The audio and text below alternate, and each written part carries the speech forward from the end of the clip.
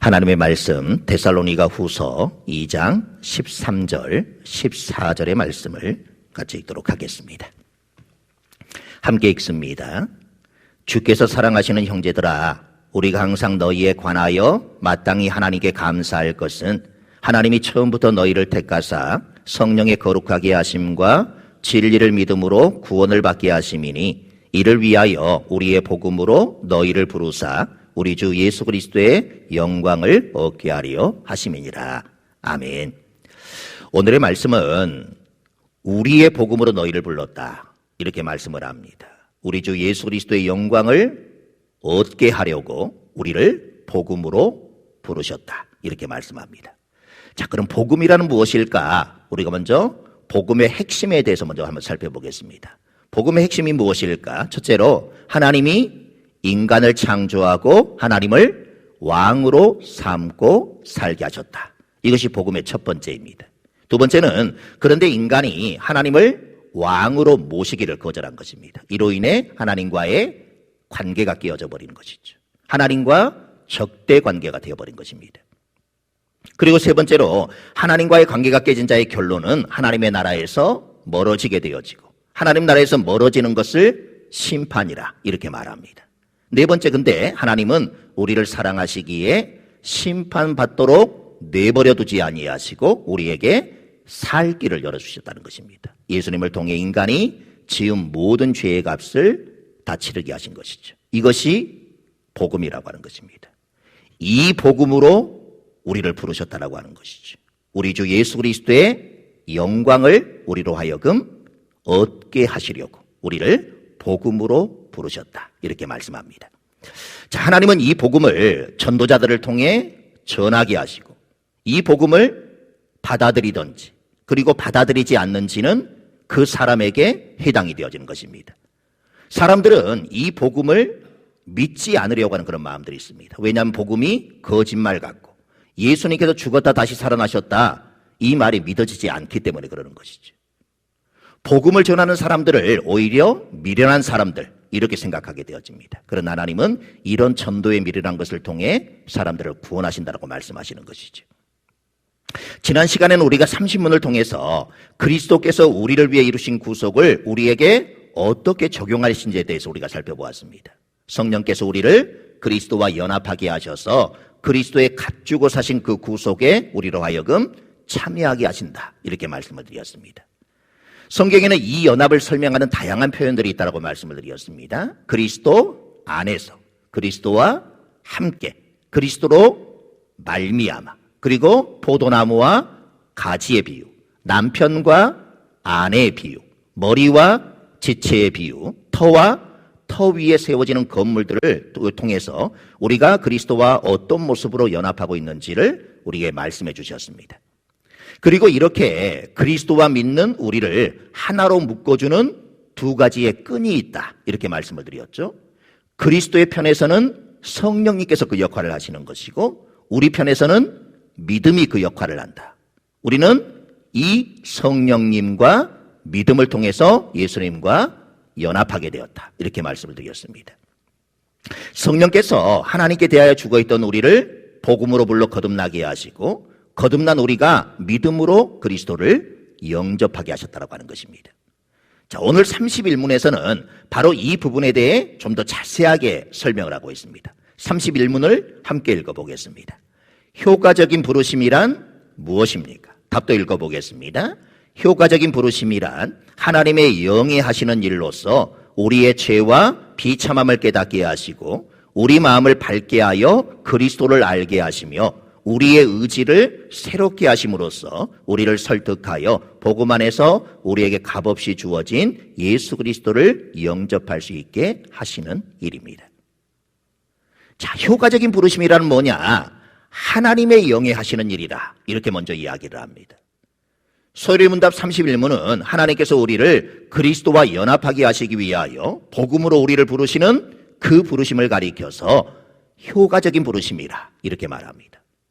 여기서 우리를 부르시는 분은 삼위일체 하나님이시지만 특별히 성경은 성령 하나님께서 하시는 일이라 이렇게 자주 언급이 되어집니다. 31문도 효과적인 부르심이란 하나님의 영에 하시는 일이라 이렇게 말씀을 하고 있습니다. 자, 그런데 이 부르심을 가리켜서 효과적인 부르심이라 이렇게 부르는 이유가 무엇일까요? 일반적으로 이 효과적이라는 말은 어떤 목적을 가지고 한 행위가 좋은 결과로 드러나게 되어질 때 우리는 그것이 효과적이었다 이렇게 말하죠. 성령 하나님의 부르심을 가리켜 효과적인 부르심이라 이렇게 부르는 것은 하나님의 부르심은 결코 실패하지 않고 목적하신 바 곧 그리스도와 우리의 연합을 반드시 이루시는 것이기 때문에 그것을 효과적인 부르심이라 이렇게 부른다는 것입니다. 그렇다면 성령 하나님께서는 이 효과적인 부르심을 통해 어떻게 우리를 그리스도와 연합하게 하시는 것일까? 소리문답은 효과적인 부르심을 크게 3단계로 설명한 후 효과적인 부르심의 결과에 대해서 우리에게 자세하게 말씀해 주십니다. 우리가 좀 더 자세히 살펴보겠습니다. 자, 먼저 이 효과적인 부르심은 우리의 죄와 비참함을 깨닫게 하신다고 말씀합니다. 먼저 성령 하나님께서는 복음을 통해 우리 자신의 영적 실상에 대해 깨닫게 하신다는 것입니다. 마태복음 9장 12절 13절을 읽어보겠습니다. 예수께서 들으시고 이르시되 건강한 자에게는 의사가 쓸데없고 병든 자에게라야 쓸데있느니라. 나는 의인을 부르러 온 것이 아니요 죄인을 부르러 왔노라 하시니라. 자신이 의인이라고 믿는 사람들은 예수님께 나올 이유가 없습니다. 예수님은 죄인들을 위해 죽으셨기 때문입니다. 예수님은 죄인을 구원하신 것이지 의인을 구원하신 것이 아닙니다. 만일 여러분 중에 나는 죄인이 아니다 이렇게 생각하고 믿는 분이 계신다면 그 사람은 구원받을 필요가 없습니다. 그런데 하나님께서는 율법으로 우리 자신의 죄와 비참한 현실을 깨닫게 해주지 않으시면 우리는 결코 그것을 바로 알 수가 없다라고 하는 것이죠. 우리의 마음은 우리의 자신의 죄와 비참한 처지조차도 스스로 깨달을 수 없을 정도로 철저하게 어두워져 있고 우리의 영혼은 사망의 깊은 잠에 빠져 있는 그런 상태이기 때문입니다. 하지만 성령 하나님께서는 그처럼 칠흑 같은 어두운 우리의 마음에 율법의 작은 빛을 비추어 주십니다. 그리고 그 빛에 의지하여 우리는 우리가 하나님 앞에 얼마나 더럽고 흉악한 죄인인지를 보게 되어지는 것이죠. 이전에 보지 못하고 알지 못했던 우리의 죄악들을 펼쳐놓으시고 그 죄악들을 하나님께서 얼마나 미워하시는지를 분명하게 보게 하신다는 것입니다. 우리가 하나님의 원수된 것과 하나님의 진노와 저주 아래에 있는 우리의 비참한 현실을 깨닫게 하시는 것이죠. 성령님께서는 우리로 하여금 우리는 잃어버린 자요 소망이 없는 자임을 깨닫게 해주시는 것입니다. 성경에는 이렇게 복음의 빛을 통해 양심이 깨어나고 자신의 죄와 비참을 깨닫게 된 죄인들의 모습을 고스란히 다 보여주시는 것이죠. 주님께서 약속하신 성령을 오순절에 사도 베드로가 예루살렘에 있던 백성들에게 복음을 전했을 때 하나님의 아들을 십자가에 못 박았던 그들의 죄와 그로 인해 처하게 된 비참한 현실을 깨닫게 된 이들은 큰 슬픔과 고뇌에 빠져서 이렇게 외치게 되어집니다. 사도행전 2장 37절 읽어보겠습니다. 그들이 이 말을 듣고 마음에 찔려 베드로와 다른 사도들에게 물어 이르되 형제들아 우리가 어찌할꼬 하거늘. 이렇게 자신의 죄와 비참을 깨닫게 된 이들은 구원이 나에게 필요하다. 이 사실을 절실하게 깨닫게 되는 것입니다. 스스로는 도저히 자신을 구원할 수 없으며 그리스도와 그분의 구원이 절대적으로 필요하다는 것을 느끼게 되어지는 것이죠. 자, 그러면 그 다음 단계는 뭐냐? 우리의 마음을 밝게 하여 그리스도를 알게 해주신다고 하는 것입니다. 이처럼 율법으로 사망에 잠자고 있는 죄인의 양심을 깨우신 성령께서는 다음으로 복음을 통해 그리스도를 알게 해주시는 것입니다. 이전에는 그리스도를 알지 못했습니다. 또 그분에 대해 들었을지라도 그분의 영광과 아름다우심에 대해서는 무관심했고 오히려 그분을 별 볼 일 없는 분인 것처럼 여겼습니다. 하지만 성령님의 조명하심을 통해 그리스도의 영광을 보게 하십니다. 특별히 자신과 같이 가망이 없는 죄인을 능히 구원하실 수 있는 그분의 능력과 죄인을 기꺼이 구원하시는 그분의 풍성한 긍휼과 자비하심을 알게 되어지는 것이죠. 예수께서 병든 자를 고치시고 귀신을 내쫓으시고 죽은 자를 살리신 일을 볼 때에 자기 자신에 대해 절망했던 영혼이 살 소망을 얻게 되어지는 것입니다. 히브리서 7장 25절을 읽어보겠습니다. 그러므로 자기를 힘입어 하나님께 나아가는 자들을 온전히 구원하실 수 있으니 이는 그가 항상 살아계셔서 그들을 위하여 간구하심이라.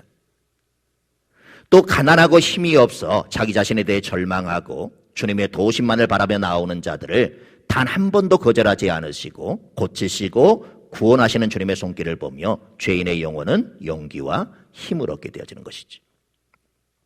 그리고 그 다음 단계는 우리의 의지를 새롭게 하신다고 하는 것입니다. 죄인의 마음이 열리기 시작합니다. 성령께서는 죄인의 마음을 그리스도께로 향하게 하시고 그분을 향해 마음을 열게 하십니다. 그의 의지를 새롭게 해주시는 것입니다. 범죄하고 부패한 영혼의 마음은 참으로 완고합니다. 자신의 죄악을 결코 인정할 줄 모릅니다.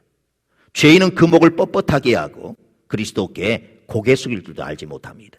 하지만 성령께서 복음으로써 그의 마음을 밝히셔서 자신의 죄와 비참을 깨닫게 하시고 그리스도의 능력과 선하심을 보게 하셔서 완고한 죄인의 그 마음을 부드럽게 해주시는 것이죠. 오래전 하나님께서는 에스겔 선지자에게 이 일들에 대해 이렇게 말씀을 하셨습니다. 함께 읽어보겠습니다. 또 새 영을 너희 속에 두고 새 마음을 너희에게 주되 너희 육신에서 굳은 마음을 제거하고 부드러운 마음을 줄 것이며 또 내 영을 너희 속에 두어 너희로 내 율례를 행하게 하리니 너희가 내 규례를 지켜 행할지라. 이 말씀대로 성령께서는 죄인에게 새 마음을 주십니다. 돌과 같던 우리의 굳은 마음을 걷어내시고 하나님의 말씀에 순종하는 살과 같이 부드러운 마음을 주신다고 합니다. 그리고 복음 안에서 주어진 예수 그리스도를 영접할 수 있도록 해주십니다. 이와 같은 성령님의 역사를 통해 결국 죄인은 복음 안에서 값없이 주어지는 예수 그리스도를 영접하고 그분과 연합하게 되어집니다. 성령님께서는 지금까지 살펴본 긴 과정을 통해 죄인의 마음을 움직이고 수긍하게 하셔서 결국 그 마음을 얻으십니다. 죄인의 마음이 그리스도께 정복되어지는 것입니다. 복음이 제시하는 그리스도를 믿고 그분을 영접하는 것. 그리스도를 자신의 선지자와 제사장과 왕으로 모시고 그분께서 낮아지시고 높아지신 지위에서 이루신 구속을 함께 자신의 것으로 삼게 되어지는 것입니다. 성령께서는 이와 같은 효과적인 부르심으로 죄인의 마음에 믿음을 일으키시고 죄인이 믿음으로 그리스도를 영접하고 그분을 온 마음으로 끌어안을 수 있도록 일하신다고 하는 것입니다. 주님께서 죽은 나사로를 살리신 일을 한번 생각해 보십시오. 나사로는 이미 죽었기 때문에 그는 주님의 말씀에 반응할 수 없었습니다. 하지만 예수님께서 나사로야 나오라 이렇게 말씀하실 때에 성령께서 그 말씀을 통해 죽은 나사로를 살리셨고 살아난 나사로는 나사로야 나오라 이 주님의 말씀에 반응하여 무덤에서 나올 수가 있었습니다. 마찬가지로 성령께서는 복음으로써 하나님께 대해 죽어있던 우리를 살리셨습니다. 그리고 수고하고 무거운 짐진 자들아 다 내게로 오라 이렇게 말씀하시면서 주님의 말씀에 반응하여 우리 온 마음으로 그분을 영접하게 해주셨습니다. 바로 이것이 효과적인 부르심의 결과인 것입니다. 태초의 말씀으로 세상을 창조하신 하나님께서 영적인 어두움과 무질서 가운데 있던 우리를 복음으로 부르실 때에 우리의 마음은 새롭게 되었습니다. 하나님의 영이신 성령께서는 죽어있던 우리의 마음에 빛을 비추어 주시고 우리 자신의 죄와 비참한 것을 깨닫게 하셨습니다. 무엇보다도 그리스도를 아는 지식을 우리에게 허락해 주셨습니다. 고린도서 4장 6절을 읽어보겠습니다. 어두운 데에 빛이 빛이라 말씀하셨던 그 하나님께서 예수 그리스도의 얼굴에 있는 하나님의 영광을 아는 빛을 우리 마음에 비추셨느니라. 죄와 비참 가운데 있는 우리를 능히 구원하실 수 있는 분, 겸손히 주님께 나오는 자들을 기꺼이 구원해 주시기를 기뻐하시는 분을 깨닫게 해주셨다는 것입니다. 이렇게 우리의 마음은 그리스도를 향해 활짝 열렸고 우리는 온 마음으로 그분을 믿고 영접하게 된 것입니다. 한때 한국에 신드롬을 일으켰던 책이 있습니다. 긍정의 힘이라는 그런 책입니다. 이 책의 내용은 긍정적으로 생각을 하면 다 잘 될 것이다 이런 믿음들을 불러일으켰죠. 그런데 이렇게 그럴듯해 보이지만 이 책의 저자인 조엘 오스틴 목사는 미국의 토크쇼에 나가서 이런 말을 공개적으로 한 적이 있습니다. 십자가는 고통의 모습이기 때문에 나는 십자가 예수님을 말하는 것이 이해되지 않는다. 우리는 십자가가 고통이라고 분명히 믿고 있는데 이 목사님은 십자가는 고통의 모습이기 때문에 그 십자가에 달린 예수에 대해서는 자기는 말하는 것을 이해하지 못하겠다. 이렇게 얘기를 하는 것이지. 사람들은 한참 이 이야기에 몰두했습니다. 그리고 정말 긍정적인 생각을 하면 모든 일이 잘 될 거다. 이렇게 생각을 하고 고난의 십자가만을 바라보지 아니하고 영광의 십자만을 바라보는 그런 삶이 행복을 가져다 줄 것이라고 그렇게 생각하며 살아왔습니다. 그런데 십자가가 없는 복음은 결코 있을 수 없는 것입니다. 고난 없는 영광도 결코 우리에게 주어지지 않습니다.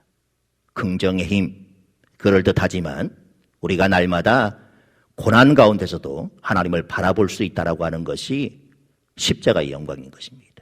날마다 예수 그리스도를 믿는다라는 것 때문에 힘들고 어려운 삶이 펼쳐질 수도 있겠지만 그러나 그 고난 또한 우리가 영광으로 나아가는 그런 길임을 우리가 깨닫게 되어질 때 그 길도 우리가 묵묵히 날마다 걸어가는 그런 믿음이 될 줄로 믿습니다.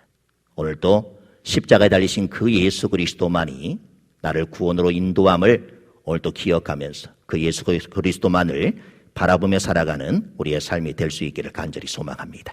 기도하겠습니다. 하나님, 고난 없는 영광은 없습니다.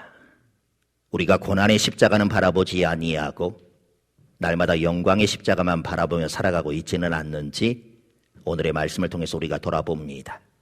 아버지 하나님, 주님의 고난과 주님의 십자가의 죽음이 있었기에 오늘 우리가 구원을 받고 하나님 나라의 백성이 되어졌음을 늘 기억하는 우리 모두가 되게 하여 주시어서 우리가 예수 그리스도를 믿고 살아가는 그 삶 속에 때로는 고난과 어려움이 있다 할지라도 이 고난과 어려움은 나를 영광의 길로 인도하는 하나의 과정임을 우리 모두로 고백할 수 있도록 도와주시사 어떤 상황, 어떤 순간에도 오직 예수 그리스도만을 날마다 바라보며 살아가는 복된 인생들 다 될 수 있도록 은혜를 베풀어 주시옵소서. 예수 그리스도의 이름으로 기도드립니다. 아멘. 주기도문으로 예배를 마치겠습니다. 하늘에 계신 우리 아버지, 아버지의 이름을 거룩하게 하시며 아버지의 나라가 오게 하시며 아버지의 뜻이 하늘에서와 같이 땅에서도 이루어지게 하소서. 오늘 우리에게 일용할 양식을 주시고 우리가 우리에게 잘못한 사람을 용서하여 준 것 같이 우리 죄를 용서하여 주시고 우리를 시험에 빠지지 않게 하시고 악에서 구하소서. 나라와 권능과 영광이 영원히 아버지의 것입니다. 아멘.